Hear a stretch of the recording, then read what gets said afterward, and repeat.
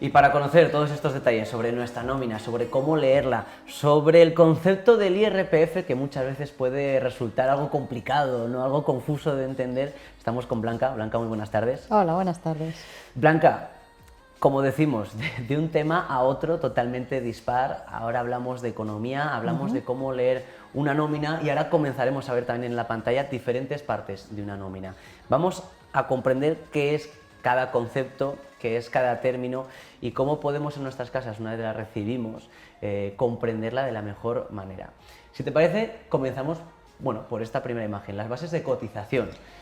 Bueno, primero hay que decir que una nómina es un documento en el que se recoge el dinero que nosotros tenemos, fruto de nuestro trabajo, por así decirlo, una vez deducidas una serie de partidas con las que nosotros contribuimos, pues podríamos decir así, por simplificar, a los gastos del Estado, así en líneas generales.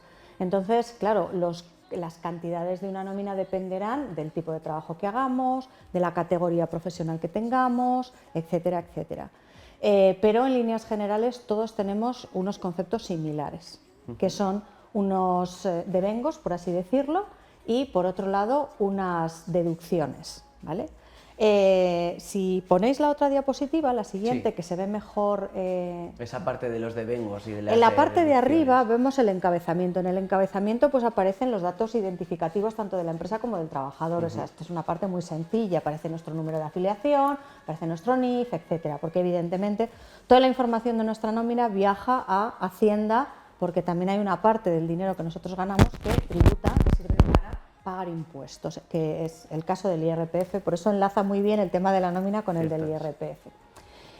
A continuación del encabezamiento aparecería la parte correspondiente a los devengos. ¿Qué son los devengos? Pues los devengos son las cantidades que nosotros cobramos de manera íntegra, podríamos decir de manera bruta, ¿vale? Sin hacer descuento ninguno. Lo principal es el salario base. El salario base es como si dijésemos como su nombre indica, lo básico, lo elemental, la cantidad más elemental que tiene cada categoría profesional.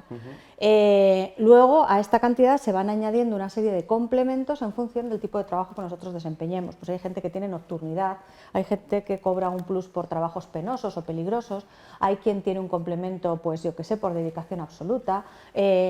Hay muchos tipos de complementos, o sea, lo que se ve en la diapositiva pues sirve para hacernos una idea de algunos de los complementos que aparecen, pero no son todos. Claro. Esas serían las percepciones salariales. Las percepciones salariales son las que se utilizan para calcular lo que luego nos van a descontar, ¿vale?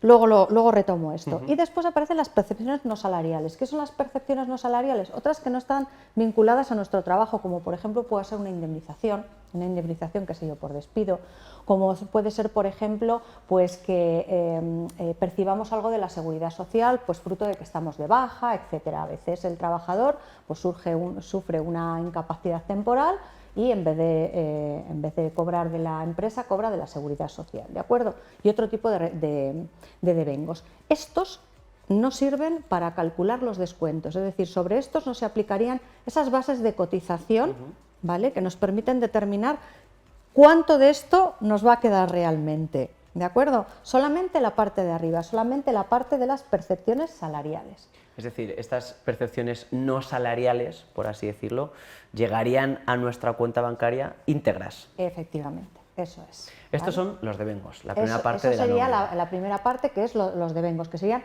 dicho de otra manera, los ingresos, por así decirlo.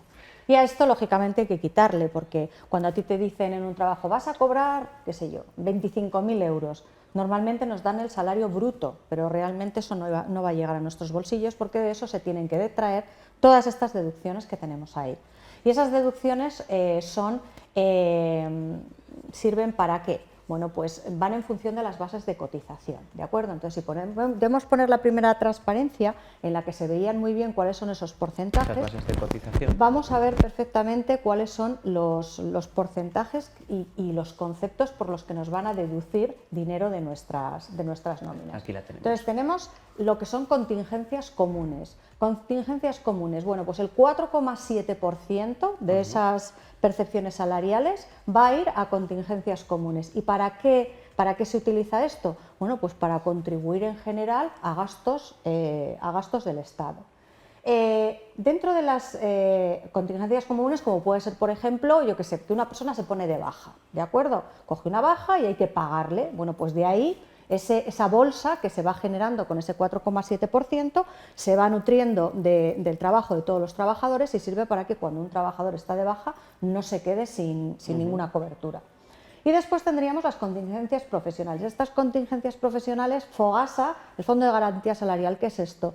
Imagínate que una empresa, bueno, pues por lo que sea, tiene una situación de iliquidez, de suspensión de pagos, de quiebra, entonces no paga a sus trabajadores. ¿Estos trabajadores se quedan totalmente desprotegidos? La respuesta es que no. Existe lo que llamamos el Fondo de Garantía Salarial, que cubriría esas retribuciones no satisfechas por la empresa. Pero aquí a nosotros los trabajadores no nos quitan nada. Esa parte la paga íntegramente la empresa, ¿vale? Okay. Porque sí que hay que decir que la empresa también contribuye con todas estas bases de cotización, una parte el trabajador y otra parte la empresa. Pero a nosotros lo que nos interesa es la parte del trabajador. Claro. Desempleo, ¿vale? Una persona queda sin trabajo, pues por la razón que sea, se le ha acabado el contrato, la empresa ha cerrado, en fin, mil circunstancias. Bueno, pues ese 1,55% que nosotros pagamos todos los meses es por si un día nosotros estamos en desempleo o para las personas que por desgracia están en situación de desempleo. Formación profesional, también se ofrece formación profesional a los trabajadores, cursos de reciclaje profesional, cursos bueno, pues de carácter obligatorio como por ejemplo pues, yo qué sé, pues, prevención de riesgos, protección de datos, en fin, bueno, pues para todo eso vamos a destinar el 0,1% de nuestro salario. Accidentes y enfermedades profesionales. Antes hemos hablado de una persona que está de baja pero por una enfermedad no profesional, yo que sé, el COVID, por ejemplo, no es una enfermedad profesional, yo que sé, pues una pulmonía, no provocada por el trabajo, claro. Todo lo que no está provocado por el trabajo. Lo que sí está provocado por el trabajo, un accidente laboral, por ejemplo, in itinere, una persona que tiene un accidente desplazándose a su trabajo, eso se considera accidente laboral y en consecuencia iría para financiar esta parte, ese 1,55%. Y también estaríamos pagando por las horas extraordinarias que nosotros realizamos. Un matiz importante, las horas extraordinarias cotizan de manera diferente si son forzosas, es decir, si tienes que hacer horas extras porque no queda otro remedio pues por circunstancias de la producción, en ese caso cotizan menos que si son horas extraordinarias, el resto de horas extraordinarias, pues elegidas por el trabajador, etcétera, etcétera. Y una cosa nueva que hay desde hace unos años es el mecanismo de equidad intergeneracional, lo que llamamos el MEI. Es un 0,13% que aportamos para garantizar la sostenibilidad del sistema de pensiones. Es una cantidad a mayores que trataría pues eso, de cubrir esa eventualidad que bueno, pues, está tan en el candelero hoy de van a llegar las pensiones, vamos a cobrar pensiones, los jóvenes, los que sois muy jóvenes, vamos a cobrar pensiones. Bueno, pues para eso se ha creado esa aportación extraordinaria del mecanismo de equidad intergeneracional. Ahora bien, el último concepto que tenemos precisamente en esta tabla, el IRPF. El IRPF. El IRPF sería el porcentaje que va destinado a pagar a Hacienda. Ese porcentaje no es ni el 5, ni el 10, ni el 15, depende del salario de cada trabajador y viene determinado no solamente por lo que gana, sino también por sus circunstancias, por ejemplo, personales, número de hijos, por ejemplo, también si tiene algún tipo de minusvalía. Es decir, hay una serie de factores, la comunidad autónoma pues también, bueno, pues existen determinadas deducciones que hace que unos paguemos de una manera diferente a otros. Entonces, el IRPF es un impuesto muy completo, bastante complejo, que lógicamente no nos permite decir un porcentaje fijo que vayamos a pagar, porque ya digo, depende mucho de un cúmulo de circunstancias. Entonces, finalmente, si a la primera parte que hemos visto, que son los devengos, le restamos las deducciones, obtendríamos lo que llega a nuestra cuenta bancaria. Esto es lo que es una nómina. Ahora bien, precisamente el IRPF, la renta que nos llega ahora, ¿cómo se relacionan estos dos conceptos, la declaración, el IRPF, y qué tenemos que tener en cuenta a la hora de hacerla? Bueno, lo primero que tenemos que tener en cuenta es el borrador que nos remite Hacienda, ¿no? la agencia tributaria. a todos nos ha, bueno, pues nos podemos meter AEAT, simplemente decir esas siglas, y automáticamente es muy fácil entrar en campaña, está la campaña abierta. Entonces, con nuestro, o bien con un certificado digital, o bien con el DNI electrónico, o bien con nuestro DNI y una clave de acceso que se consigue pues introduciendo nuestro DNI y bueno, pues una serie de datos que nos piden, una casilla concreta de la declaración de la renta del año anterior, sale una clave con la que podemos acceder a nuestro borrador. Ese borrador nos da, a ver, es bastante fidedigno, pero no tiene por qué ser nuestra declaración real, por eso hay que prestar mucha atención. Hay que revisar todos los puntos y ver si algo falta, si algo sobra. Bueno, pues pudiera ser que hayamos vendido, por ejemplo, un inmueble, pues esa venta no va a estar con toda seguridad. Entonces habrá que ajustar diferentes partidas, ¿vale? O, por ejemplo, las cuotas sindicales. Pues las cuotas sindicales normalmente no están incluidas, con lo cual las tendremos que meter a mano, ¿vale? Entonces, bueno, pues echar un vistazo a todos los conceptos, luego ver si efectivamente tenemos obligación o no tenemos obligación de declarar, claro está. 22.000 euros sería un poco brutos, hablamos en términos brutos, de la cantidad que debemos superar para tener obligación de hacer la declaración. Lo cual no quiere decir que no la podamos hacer, es decir, toda persona que ha cobrado un salario y a la que se le han hecho retenciones, se le han practicado retenciones, puede hacerla. Eso sí, si ganas menos de 22.000 y te salía a pagar, que pudiera pasar, pues no la presentes. ¿Vale? Consejo, buen consejo, sí. Pero pudiera ser, hay gente que dice, yo no la hago porque es que gano menos de 22.000. Bueno, hazla. No vaya a ser que te des una alegría porque resulta que te han practicado, yo qué sé, 300 euros de retenciones y oye, mira, que te los devuelven íntegros, ¿no? Entonces, por eso es importante hacerla. No obliga a nada, simplemente es mirar el borrador nos permite consultar cómo quedarían las declaraciones, si nos va a salir a pagar, si nos va a salir a devolver, etc.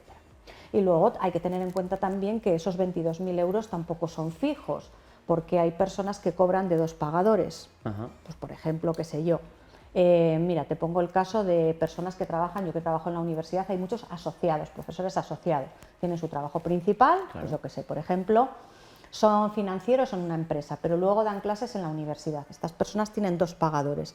Bueno, pues estas personas tienen obligación de declarar por encima de los 18.000, creo recordar de memoria, 876 euros, creo recordar, ¿de acuerdo? Entonces, bueno, pues hay que tener en cuenta todos esos factores. Pues todos estos factores que hay que tener en cuenta. Esta ha sido la sección Economía en tu bolsillo con Blanca. Oye, la verdad es que da gusto siempre tenerte aquí porque esa divulgación económica es muy necesaria, es muy importante en nuestra sociedad. Así que nada, estos consejos que ya los tienen para esta declaración de la renta que se nos viene ya encima, sí. Y que los tengan en cuenta. Blanca, muchísimas gracias. Sí, tened en cuenta esto, los plazos que también son importantes, ¿no? Hasta finales de junio, y luego también que nos escuece mucho, ¿no? Sobre todo a los que nos salen a pagar, entre los que me incluyo.